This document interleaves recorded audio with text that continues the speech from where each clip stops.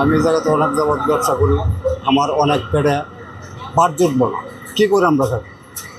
এই হসপিটালের ভিতরে অনেক যাবৎ ব্যবসা বাণিজ্য করতেছি, 2-4 পয়সা যা ওই রুজি করি, ইনকাম করি, ডাইল ভাত খাইতে পারি। কারণ বন্ধ গেলে তো আমাকে পেটে লাগতো, আমরা কী করে আমরা খাবো ভাত? গুলিটা যখন হসপিটাল বন্ধ হয়ে যাবে, তখন এই গুলির মধ্যে অনেক দোকানপাট সবই বন্ধ, ওই জায়গা যাবে অন্ধকারে, ওই জায়গাতে চুরি চেষ্টামি শুরু হইব।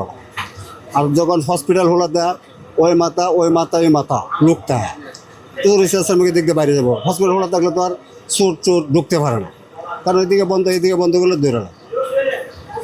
বন্ধ হয়ে যাচ্ছে। হ্যাঁ, এই যে বন্ধ হয়ে যাচ্ছে। কি মনে করেন যে এটা কি ঠিক হচ্ছে বা এটা ঠিক হয় না, এটা ঠিক হয় না। কি ঠিক হইতো? হসপিটাল ওই আইনের আওতায় না বিচার হইতো, বিচার হলে বিচারে যা আসে তাও করতো, তাই না? কিন্তু এভাবে বন্ধ করা ঠিক হয় না। হসপিটাল মানুষ অনেক ভোগান্তি এখানে এসে জিজ্ঞাসা করে, ভাই কী হচ্ছে, কী সমস্যা, বন্ধ কেন? বলি যে বন্ধ, অনেক লোকে ফেরত যায়। এই কারণে বন্ধ করা হচ্ছে জানেন?